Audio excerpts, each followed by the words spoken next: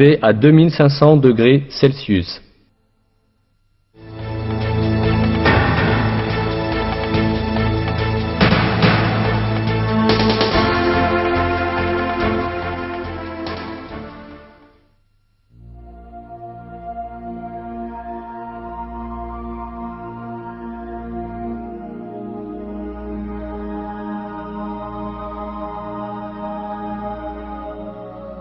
Le 11e verset de la sourate At-Tariq, dans le Coran, fait référence à la fonction de retour cyclique du ciel, par le ciel doté de retour.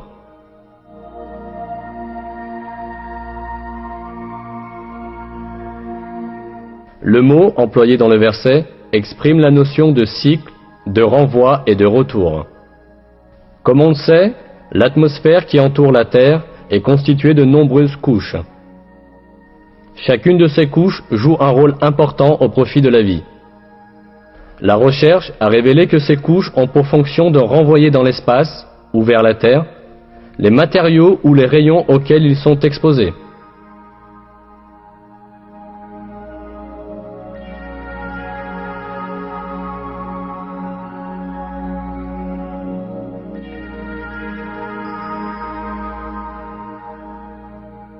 La troposphère, atteignant 13 à 15 km au-dessus de la Terre, permettent à la vapeur d'eau s'élevant de la surface de se condenser et de retourner vers la Terre sous forme de pluie.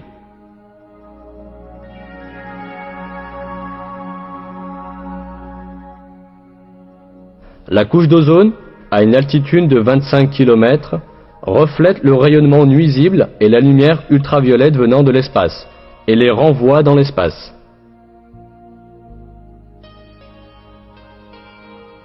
L'ionosphère reflète les ondes radio émises de la Terre et les renvoie vers différentes parties du monde, tout comme un satellite de communication passif. C'est ce qui permet la communication sans fil et l'émission radiophonique et télévisée sur de longues distances. L'affirmation par le Coran de cette propriété des couches du ciel, que la science n'a pu découvrir que récemment, prouve une fois encore que le Coran est la parole de Dieu.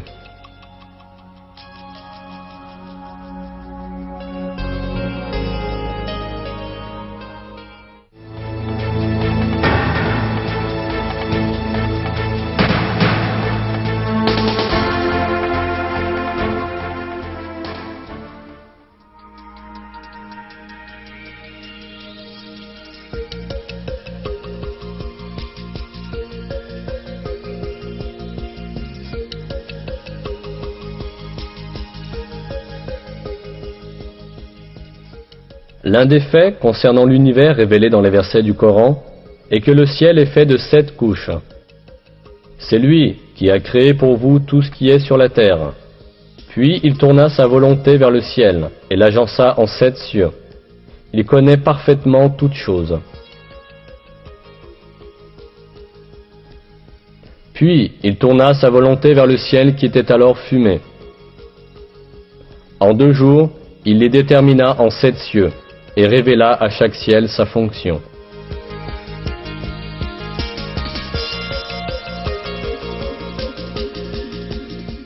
Le mot cieux, qui apparaît dans de nombreux versets du Coran, est employé pour désigner le ciel de la terre ainsi que l'univers tout entier. Étant donné ce sens du mot, on voit que le ciel de la terre, ou l'atmosphère, est constitué de 7 couches. En effet, on sait aujourd'hui que l'atmosphère terrestre est constituée de différentes couches superposées. De plus, ces couches sont précisément au nombre de 7, comme le décrit le Coran. Dans une source scientifique, ce sujet est expliqué en ces termes. Les scientifiques ont découvert que l'atmosphère est constituée de 7 couches.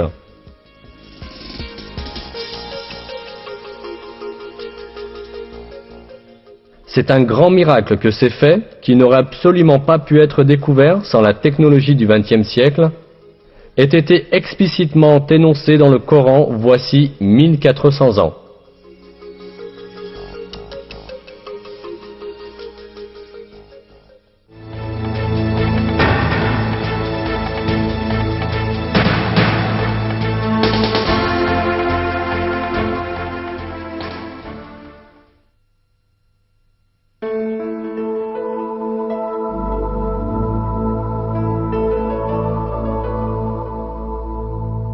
le Coran attire l'attention sur une fonction géologique capitale des montagnes.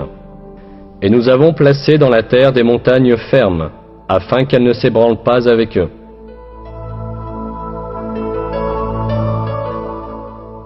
Nous voyons que ce verset affirme que les montagnes ont pour fonction d'empêcher les chocs sur la terre. Ce fait n'était connu de personne à l'époque où le Coran a été révélé. En réalité, on s'en est aperçu tout récemment, à la suite des découvertes de la géologie moderne. Selon ces découvertes, les montagnes apparaissent à la suite des mouvements et des collisions d'immenses plaques qui forment l'écorce terrestre. Quand deux plaques entrent en collision, la plus solide glisse sous l'autre. Celle du dessus se plisse et forme des hauteurs et des montagnes. La couche inférieure continue sous le sol et présente une profonde extension vers le bas. Cela signifie que les montagnes comportent une partie s'étendant sous la terre, aussi importante que leur portion visible sur la terre.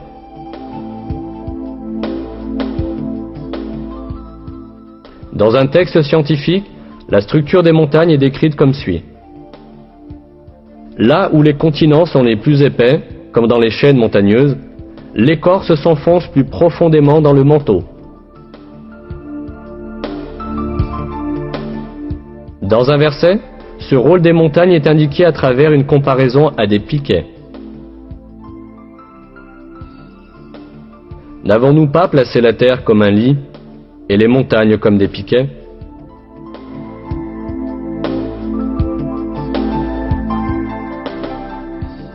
Autrement dit, les montagnes fixent l'écorce terrestre en s'étendant au-dessus et au-dessous de la surface de la Terre, au point de conjonction de ces plaques. De cette façon, elles maintiennent l'écorce terrestre et l'empêchent de dériver sur la couche de magma ou parmi ces plaques. En résumé, on peut comparer les montagnes à des clous qui maintiennent ensemble des morceaux de bois. Ce rôle vital des montagnes, découvert par la géologie et la recherche sismique moderne, a été révélé dans le Coran voici des siècles, comme un exemple de la sagesse infinie de la création divine.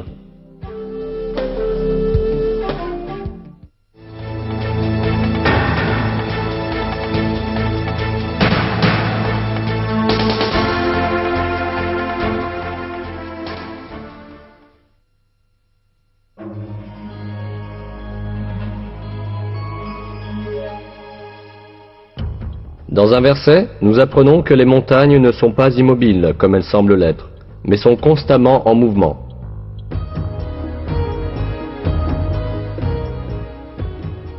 Et tu verras les montagnes que tu croyais figées passer comme des nuages. Telle est l'œuvre de Dieu qui a réalisé toutes choses à la perfection. Il est parfaitement informé de ce que vous faites. Ce déplacement des montagnes est causé par le mouvement de l'écorce terrestre sur laquelle elles sont situées. L'écorce terrestre flotte en quelque sorte sur le manteau, qui est plus dense.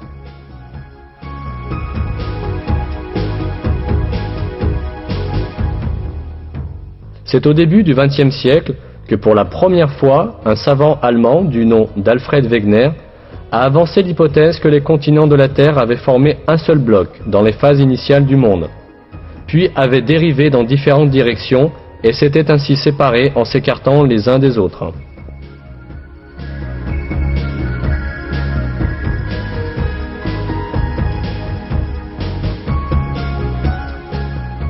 Ce n'est que dans les années 1980, 50 ans après la mort de Wegener, que les géologues ont compris qu'il avait raison.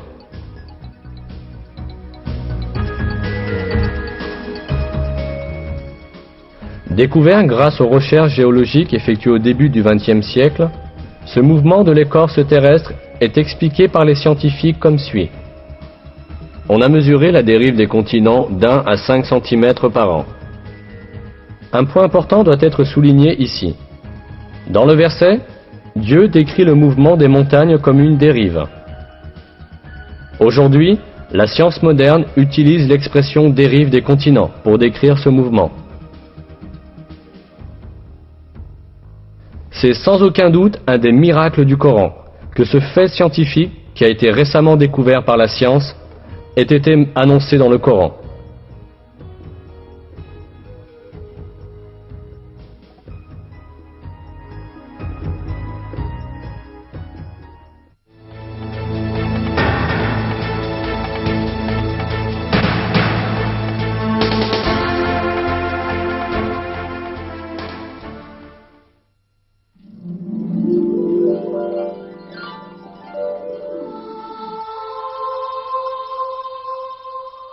Le fer est un des éléments soulignés dans le Coran. Dans la sourate El-Hadid, c'est-à-dire le fer, nous apprenons: Et nous avons fait descendre le fer, dans lequel se trouve une force redoutable, et des avantages pour les hommes.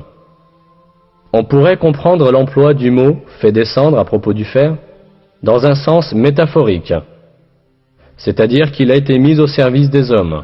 Mais si nous prenons en compte le sens littéral du mot, celui de faire descendre physiquement du ciel, nous nous apercevons que ce verset implique un miracle scientifique très significatif.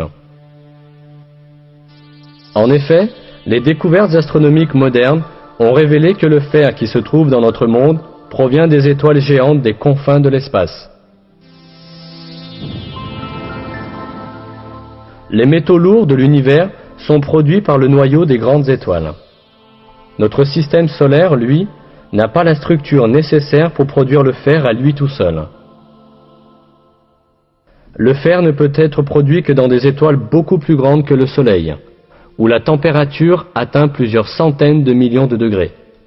Quand la quantité de fer dans une étoile dépasse un certain niveau, l'étoile ne peut plus le supporter et finit par exploser en ce qu'on appelle une nova ou une supernova.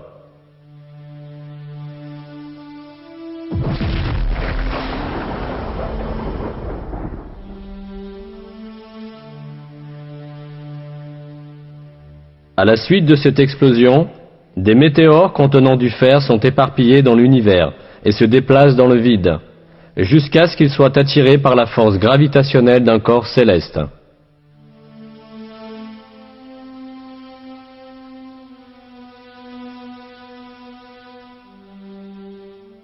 Tout cela montre que le métal ferreux ne s'est pas formé sur la Terre, mais a été transporté dans l'espace par des météores depuis des étoiles en explosion, et est ainsi descendu sur la Terre exactement comme l'affirme le verset. Il est clair que ce fait n'aurait pas pu être connu scientifiquement au 7e siècle, à l'époque de la révélation du Coran.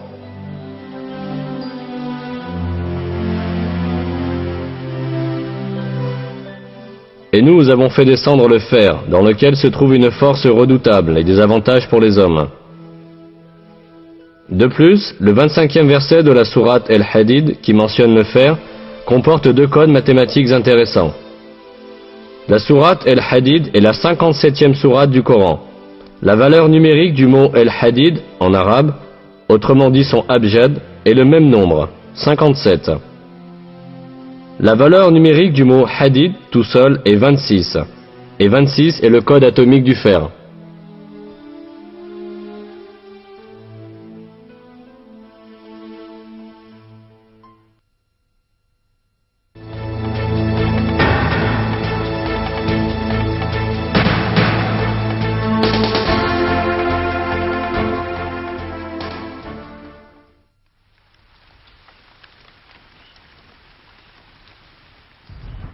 Un verset du Coran mentionne la fonction fécondatrice des vents et la formation de la pluie qui en résulte.